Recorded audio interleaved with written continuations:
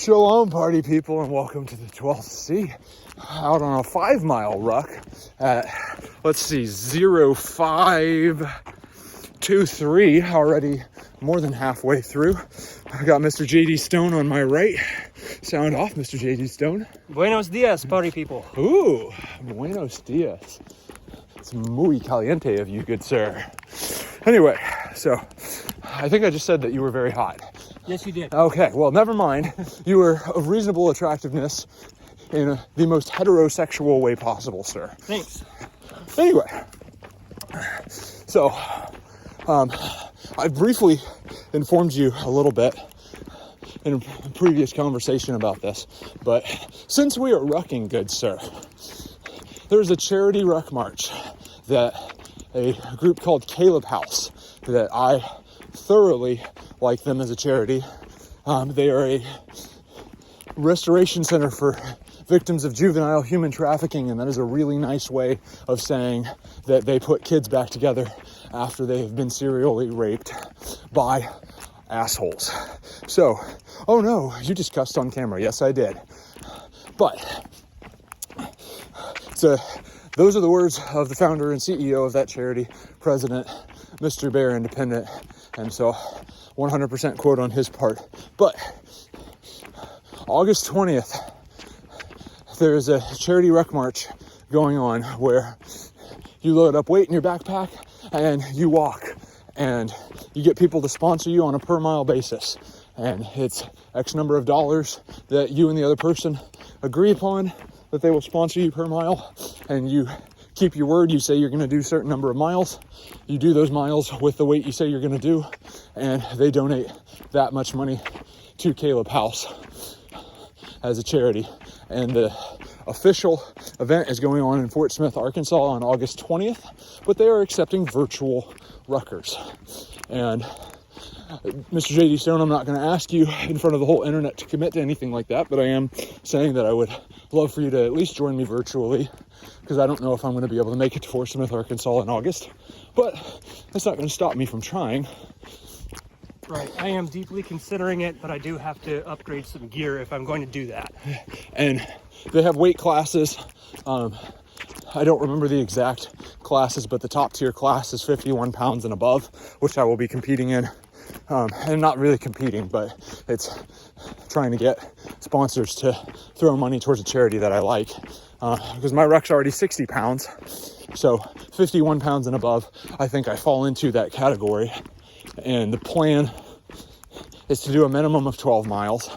I am hard considering 15, just because that's more miles, more money.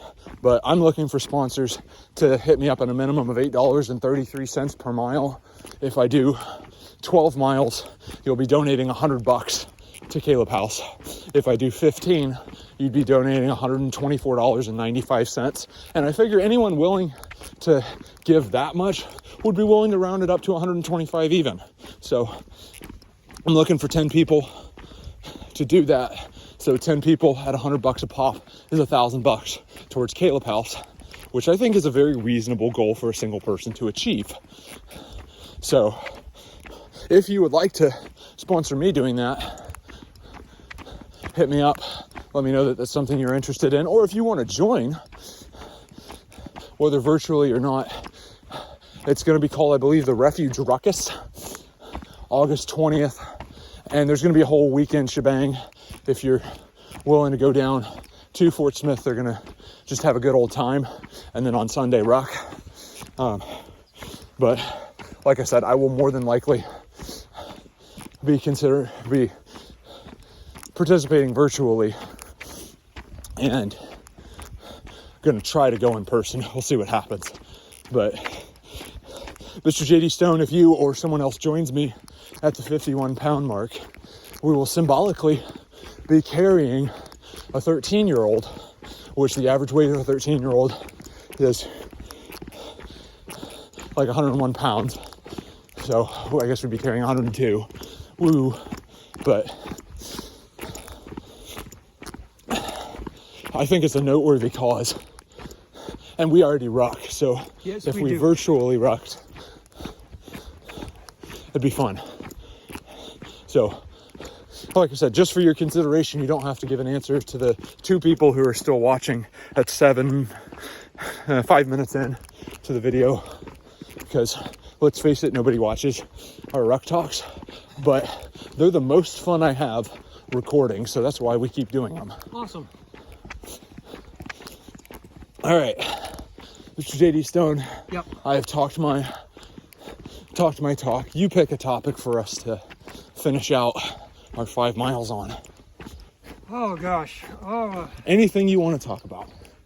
Yesterday I learned that the name of the wizard guy voiced by Morgan Freeman in the Lego movie Vitruvius is actually the name of a very famous Roman architect. Oh. So it was self-described. Well, I don't know if he was self-described, but described by others at least as a master builder. So Yes.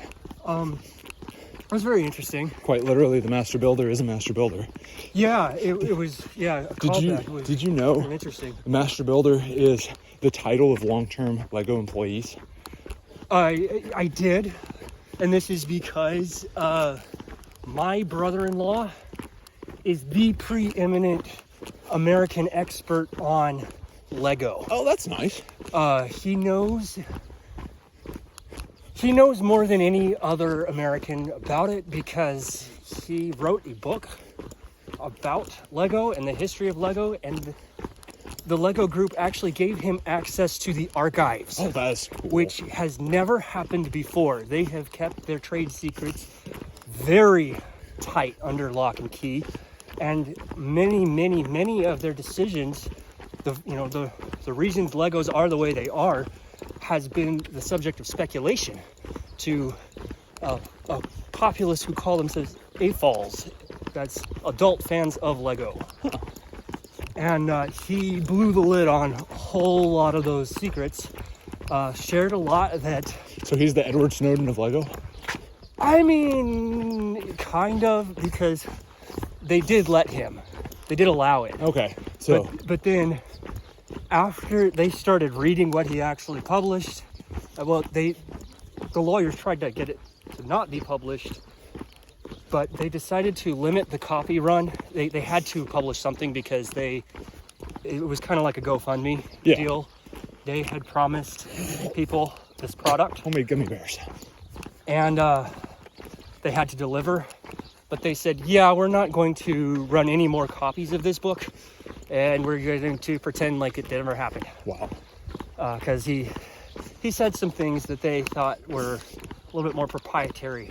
That makes sense. Which, that's sad. But there were a lot of details in there that were just amazing. Lego is a fascinating subject, but yeah, I did know that the Danes called themselves master builders. That's awesome. Yeah. I wonder what that sounds like in their native tongue. I don't know. He had a lot of fun though. They've got a Lego land there that is it's not like Legoland's here in Disney World or anything. Yeah, it's a much more smaller scale, more akin to a children's play place. Yeah. than or outdoor play like a giant playground than it is what we've got here. They tried to share their cuisine with him. He's not a big fan of pickled fish. Hey, so, they were very excited though. They wanted to share it. So how far Beowulf has come from pickled herring and slaying dragons to, hey, we're gonna build Lego.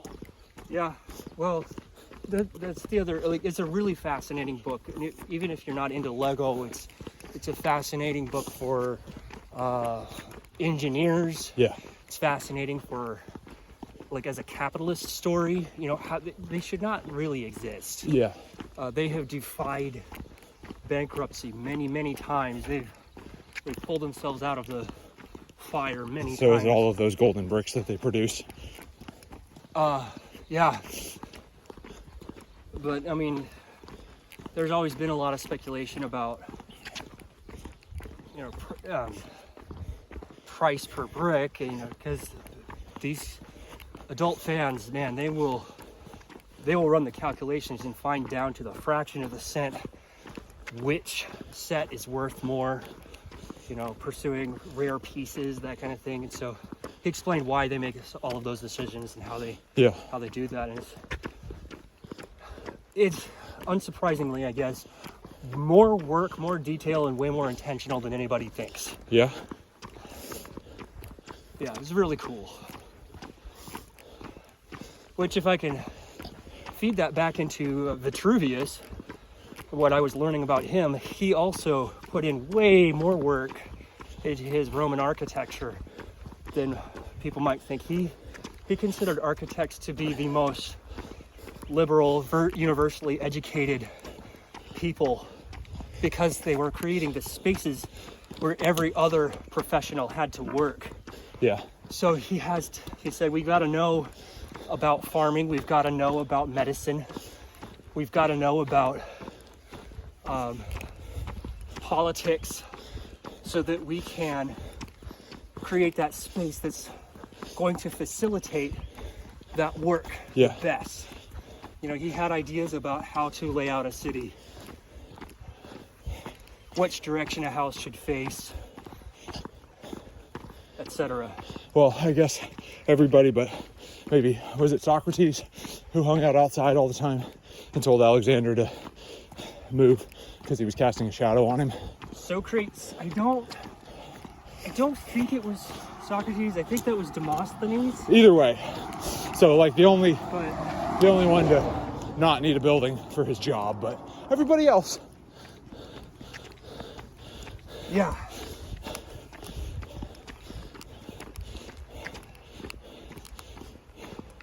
I'm not 100% confident on which philosopher it was that, but I can't remember. I do think it was Demosthenes, because I think Demosthenes was the most curmudgeonly of all the philosophers. I heard somebody trying to compare that philosophical standpoint to Jesus's. If you trust in God, you know, he cares for the lilies of the valley and, you know, clothes them in splendor and, you know, cares about the sparrows, and you're worth more than many sparrows. I mean, kind of. Like, I've heard someone try and make that comparison, and I'm kind of like you, like, on the most vague sense, maybe, but I think Jesus's point was that the trivial things in life don't matter, and God still cares about them. So trust me, he cares about you. Yeah. Whereas whichever philosopher that was, I can't even pronounce his name. What did you say it was? Demosthenes. Demosthenes, I think, was more of, hey, I'm trying to be in the here and the now, and I don't need the riches that Alexander the Great can provide me with. Saying all I need for you is to step out of the way, sir, because you're casting a shadow on me, which may have more philosophical implications of your greatness is trying to overtake me because you're trying to equate yourself with my wisdom by trying to elevate me so you can say, hey, I helped this dude out. Same reason rich guys write checks. Yeah. I think maybe, I don't know. Lane. I do think if you're taking the philosopher's quote in that direction, I think it's the same lane, because what both Christ and that guy then were saying is you're so concerned with material stuff, and you're not valuing, you're not affording the value towards the ephemeral that it deserves. But, you know, Demosthenes thinking wisdom through philosophy, Christ thinking trust in God and, you know, the eternal implications of what you do. Because, I mean, Christ was pretty firm on how temporary material comforts and riches were going to be. Yeah, they don't satisfy, they don't last. Yeah. And God still cares about your needs. Right. He's not that he's going to give you a mansion. Donate to my church and God will bless you abundantly, and the more you give, the more he'll bless you. Right. Yeah, not about that prosperity life. Yeah, I mean, I think that's what quote unquote Christian Marxists miss. I think that's what prosperity gospels miss, is that it's not that God is going to shower you with material blessings. It's that he's saying, doesn't matter. Who cares if you're driving a Rolls Royce or a Volvo? That's probably in the Bible. What's important is the condition of your heart. I mean, like Christ pointed out to the people donating to the temple, when the Pharisees making a big show of how much they were giving, and then the widow with her mite, he said she gave more. Right. Now, a utilitarian would be like, well, you know what? Maybe those Pharisees were doing it for selfish reasons, but they are arguably doing way more good than she ever could. So, financially, maybe, but yeah. What happens when people give with strings attached? You can't tell me that wasn't happening back then either. I mean, So, yeah. Well, and they were doing it for their own glorification. Now, the woman, she had nothing to gain. She was doing it out of her, the purity of her heart. Right. It was about her. In the same frame, the rich young ruler, people like to point to that, and they say, especially with that quote at the end, Christ saying, it's easier for a man to go through the eye of or camel to go through the eye of a needle than it is for a rich man to enter heaven. And there's people interpreting that as rich wealth equates with sin, basically. And that's another brick on the pile of eat the rich. Yeah. But what he really meant, I believe, is that wealth becomes an idol, because and this is something that the Jews will catch very quickly, that we kind of tend to miss. When the rich young ruler says, he lists all of the laws, the Mosaic laws that he followed, he missed idolatry. He didn't mention it. So that is very conspicuous to a Jew. They would know that. Everybody studied that. Yeah. So they would say, oh, Christ, what is actually happening is Christ is indicating the sin of idolatry. That it is much easier for a rich man to fall to the sin of idolatry because he has it available, Yeah. Makes sense. So it was really about the purity of the rich young ruler's heart and not about the material possessions that he had. Christ said, sell your possessions and give them to the poor, because he knew what was on the dude's heart. Yeah, I mean, the text is clear about that. The poor is, give it to the poor because you don't want to waste it. Not set it in a fire and burn it. Yeah. But you could argue that if you turned your life, you dedicated it strictly to charity, you could be idolizing the populace that you're quote-unquote serving. Or the good that you're doing, or the act of charity itself. Which ultimately folds back onto you. Right. Hey, I'm such a great person. Well, so there's a whole episode of Friends on how there's no good deed that's not self-serving. Yeah. And I thought that was an interesting point. Like, through comedy, like, everybody's doing good things. Oh, like, I knew. Even the most altruistic is still, like, getting something for themselves out of it. Yeah. And not even in a corrupt way, but just... Yeah. And you can argue that even if people tried to do the most pure form of what Christ was saying, is that I really want to give up my wealth, or at least the idolatry of my wealth. Yeah. They're still valuing something that serves them, because they're now believing that this is not our turn. Nope. Keep walking. They're believing that if they do place God and Jesus Christ at the center of their lives, it benefits their soul. Right. Well, It's a problem. I mean, it's something that you can't get out of. Rather not lose my soul than come out gaining. So right, but then it becomes a paradox, right? Yeah, I don't want to gain the whole world and lose my soul. Right, so. you don't want to do all of these deeds.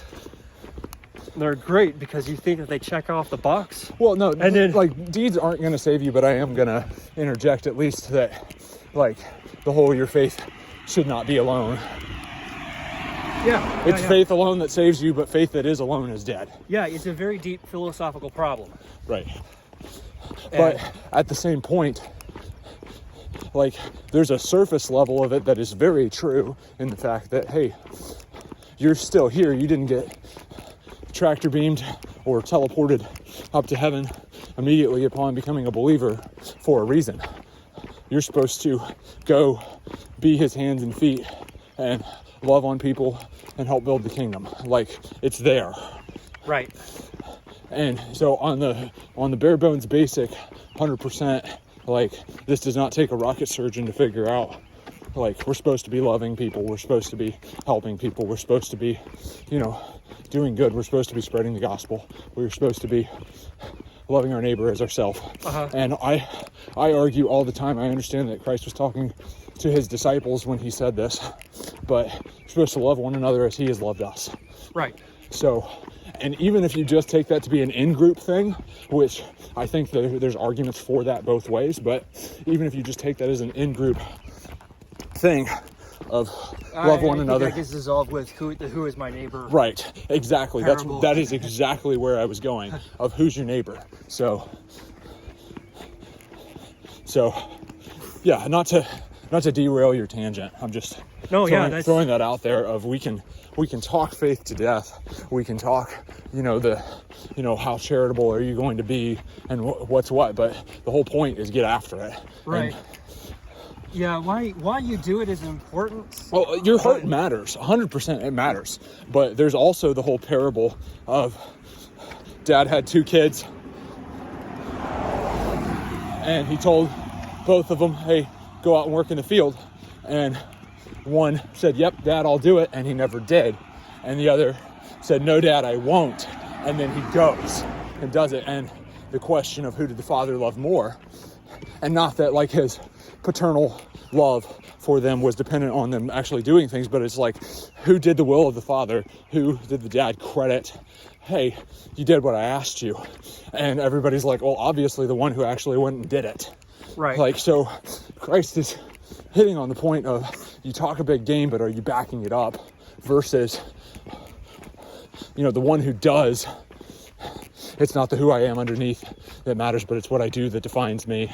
The whole Batman quote, which is not 100% applicable to that situation, but it's what comes to mind for me. Yeah. So, like, you can't, and I'm not saying a works-based theology. What I am saying is your faith should not be alone. Well, because picking up the James argument, is that faith? If you just talk a big game, yeah, and you don't back it up, it's not. Like I've told you, I don't. Maybe off camera, maybe on. I don't know. Either way, it doesn't matter. I've said before. You're saying it on camera now. I'm saying it on camera now. You've got a whole bunch of people who, at least when I was a few years ago, maybe 10 years ago, people were talking about the zombie apocalypse. It was a fun pop culture conversation to have. Oh, of course it was. What are you going to do in the zombie apocalypse? And there were some people who were like, I actually believe the zombie apocalypse is going to happen. And it's like, if you believe that, are you prepping? Flip with me in the book of Matthew to, what is it, Matthew 26? 27? And at the moment of the earthquake, the tombs were opened up, and the people in the graves went into the city proclaiming Christ.